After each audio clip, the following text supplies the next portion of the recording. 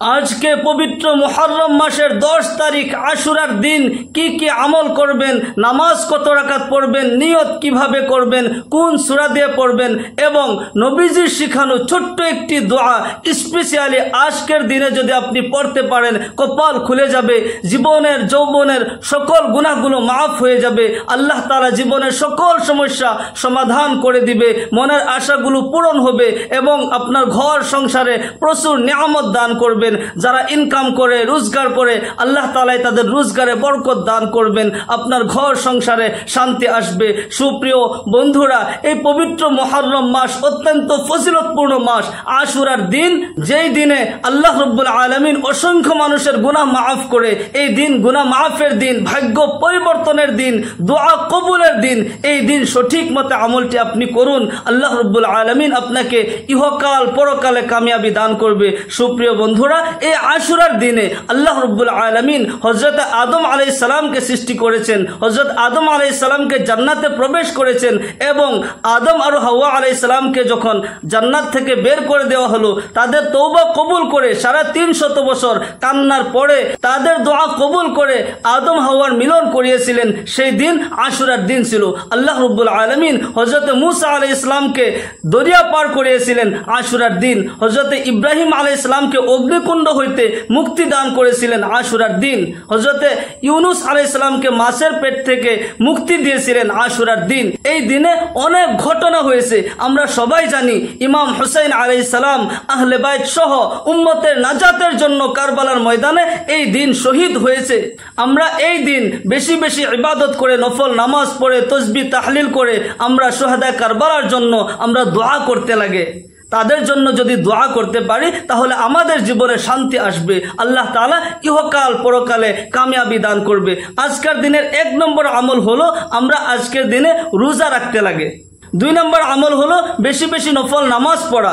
এই দিনের আশুরার দিনের বিশেষ কোনো নামাজ নেই, আশুরার দিনের খাস কোনো নামাজ নেই। এই দিন বিশেষ করে আমরা সলাতুত তাসবিহ নামাজ, সলাতুল হাজতের নামাজ, সলাতুত তওবার নামাজ, আমরা ইশরাকের নামাজ, চাশতের নামাজ, আওয়াবিনের নামাজ বেশি বেশি করে আমরা পড়তাম।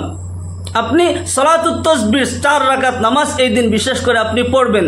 সলাতুত তাসবিহ নামাজের নিয়মটি আমি বলে দিচ্ছি, তারপর স্পেশাল দোয়াটি আমি বলে দিব। নবীজি শেখানো এই দোয়াটি পড়তে পারলে আপনার কপাল খুলে যাবে ইনশাআল্লাহ।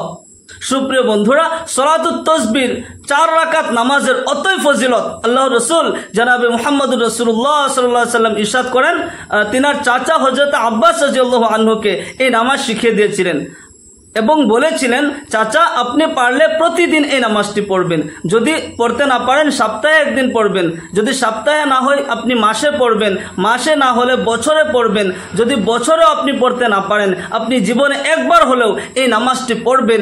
এই নামাজ পড়লে আল্লাহ রাব্বুল আলামিন আপনার জীবনের 10 ধরনের গুনাহ মাফ করে দিবেন। সুবহানাল্লাহ। আগের পরে নতুন পুরোনো ছোট বড় গোপন প্রকাশ্য সকল ধরনের গুনাহ আল্লাহ রাব্বুল আলামিন মাফ করে আপনাকে নিষ্পাপ মাসুম করে দিবেন। সুবহানাল্লাহি বিহামদি। এই নামাজের কত ফজিলত দেখেন। সলাতুত তাসবিহ নামাজের নিয়ত আপনি এভাবে করবেন, আমি আল্লাহর ওয়াস্তে 4 রাকাত সলাতুত তাসবিহ নামাজ পড়িতেছি, আল্লাহু আকবার, এভাবে নিয়ত করলেই হবে। আর যদি আপনি আরবিতে নিয়ত করতে চান তাহলে এভাবে করবেন, নাওয়াইতু আন উসাল্লি লিল্লাহি তাআলা 4 রাকাআতি সলাতিত তাসবিহ নফলি মুতাওয়াজ্জিহান ইলা জিহাতিল কাবাতিশ শরীফাতি, আল্লাহু আকবার। এভাবে নিয়ত করে আপনি মনে রাখবেন 4 রাকাত নামাজে 300 বার তিসরা কলিমাটি পড়তে হয়। আপনি যখন তাকবীরাত তাহরিমার পরে হাত বেঁধে নিলেন, তারপর আপনি সানা পড়বেন। সানা পড়ার পর আপনি 15 বার আপনি এই তাসবিহটি পড়বেন, তিসরা কলিমা সুবহানাল্লাহি ওয়ালহামদুলিল্লাহি ওয়ালা ইলাহা ইল্লাল্লাহু আল্লাহু আকবার। তারপর আউযু বিল্লাহ বিসমিল্লাহ সূরা ফাতিহা অন্য একটি সূরা পড়ার পর রুকুতে যাওয়ার আগে আপনি 10 বার তিসরা কলিমাটি পড়তে হবে, সুবহানাল্লাহি ওয়ালহামদুলিল্লাহি ওয়ালা ইলাহা ইল্লাল্লাহু আল্লাহু আকবার। এভাবে 10 বার পড়ার পর আল্লাহু আকবার বলে রুকুতে যাবেন। রুকুর তাসবিহ পড়ার পর 10 বার তিসরা কলিমাটি পড়বেন, সুবহানাল্লাহি ওয়ালহামদুলিল্লাহি ওয়ালা ইলাহা ইল্লাল্লাহু আল্লাহু আকবার। এরপর সামিআল্লাহু লিমান হামিদা বলে আপনি উঠে যাবেন। দাঁড়িয়ে দাঁড়িয়ে রব্বানা লাকাল হামদ পড়ার পর 10 বার তিসরা কলিমাটি পড়বেন, সুবহানাল্লাহি ওয়ালহামদুলিল্লাহি ওয়া লা ইলাহা ইল্লাল্লাহু আল্লাহু আকবার। এরপর আল্লাহু আকবার বলে সিজদায় চলে যাবেন। সিজদার তাসবিহ পড়ার পর 10 বার তিসরা কলিমাটি পড়বেন, সুবহানাল্লাহি ওয়ালহামদুলিল্লাহি ওয়া লা ইলাহা ইল্লাল্লাহু আল্লাহু আকবার। তারপর আল্লাহু আকবার বলে আপনি বসে যাবেন। আর 2 সিজদার মাঝে বসাটাকে জলসা বলে কোয়া হয়। এই জলসাতে একটি দোয়া আছে, আল্লাহুম্মা গফিরলি ওয়ারহামনি ওয়াহদিনি ওয়ারযুকনি ওয়াআফিনি। এই দোয়াটি পড়লে মুস্তাহাব, সওয়াব আছে, না পড়লে কোনো অসুবিধা নেই। এই দোয়া পড়ার পর 10 বার তিসরা কলিমাটি পড়বেন, সুবহানাল্লাহি ওয়ালহামদুলিল্লাহি ওয়া লা ইলাহা ইল্লাল্লাহু আল্লাহু আকবার। এরপর আল্লাহু আকবার বলে সিজদায় চলে যাবেন। সিজদার তাসবিহ পড়ার পর 10 বার এই তাসবিহ পড়বেন, সুবহানাল্লাহি ওয়ালহামদুলিল্লাহি ওয়া লা ইলাহা ইল্লাল্লাহু আল্লাহু আকবার। এভাবে এক রাকাত নামাজে 75 বার এই তিসরা কলিমাটি পড়া হলো। এমনই আপনি 4 রাকাত নামাজে 300 বার এই তাসবিহ পড়বেন। এমনভাবে আপনি নামাজ কমপ্লিট করে তারপর হাত তুলে আল্লাহ পাক রব্বুল আলামিনের বারগাহে দোয়া করবেন। আল্লাহ রব্বুল আলামিন এই নামাজ পড়ে দোয়া করলে জীবনের সকল গুনাহ মাফ করে দিবেন, সুবহানাল্লাহ। এরপর আপনি সলাতুল হাজতের নামাজ পড়তে পারেন। যদি কোনো সমস্যায় পড়ে আসেন, কোনো বিপদ আপদে আসেন, তাহলে 2 রাকাত সলাতুল হাজতের নামাজ পড়ে দোয়া করবেন। এই দিন দোয়া কবুলের দিন। সলাতুল হাজতের নামাজের নিয়ত আপনি এভাবে করবেন, নাওয়াইতু আন উসাল্লি লিল্লাহি তাআলা রাকাতাই সলাতিল হাজা নাফলি মুতাওয়াজ্জিহান ইলা জিহাতিল কাবাতিশ শরীফাতি আল্লাহু আকবার। আর যদি আরবিতে না জানেন, আপনি বাংলায় এভাবে নিয়ত করবেন, আমি আল্লাহর ওয়াস্তে 2 রাকাত সলাতুল হাজতের নামাজ পড়িতেছি, আল্লাহু আকবার। এভাবে নিয়ত করে যে কোনো সূরা দিয়ে আপনি নামাজ পড়তে পারেন। সলাতুল হাজত, সলাতুত তাসবিহ, সলাতুত তওবা, বেশি বেশি নফল নামাজ পড়ে শুহাদা কারবালার জন্য দোয়া করবেন। এবার আসুন নবীজির শিখানো স্পেশাল দোয়াটি আপনি বিশেষ করে মুহররমের এই 10 তারিখ, আজকে আশুরার দিন বেশি বেশি করে আপনি পড়বেন।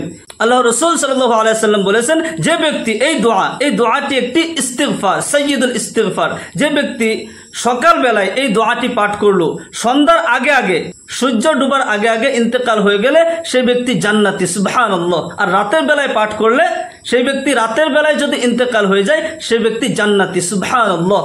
এই দোয়াটি সাইয়্যিদুল ইস্তিগফার। আপনি পারলে এই দোয়াটি লিখে আপনি মুখস্থ করে ফেলবেন। আর যখন আপনার মনে পড়ে আপনি এই ইস্তিগফারটি পড়বেন।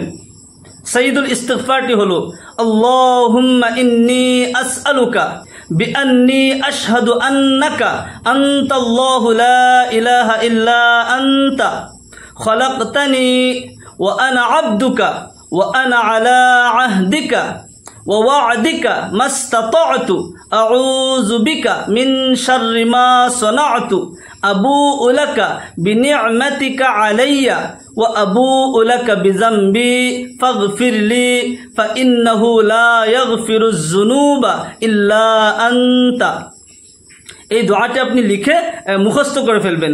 আর মুখস্থ না হলে আপনি দেখে দেখে পড়লেও আপনি সওয়াব পাবেন। আল্লাহ রাব্বুল আলামিন জীবনের সকল গুনাহগুলো মাফ করে দিবেন। আল্লাহ রাব্বুল আলামিন আমাদের সবাইকে এই আশুরার দিন বেশি বেশি ইবাদত করার তৌফিক দান করুন। সকলে বলি আল্লাহুম্মা আমিন।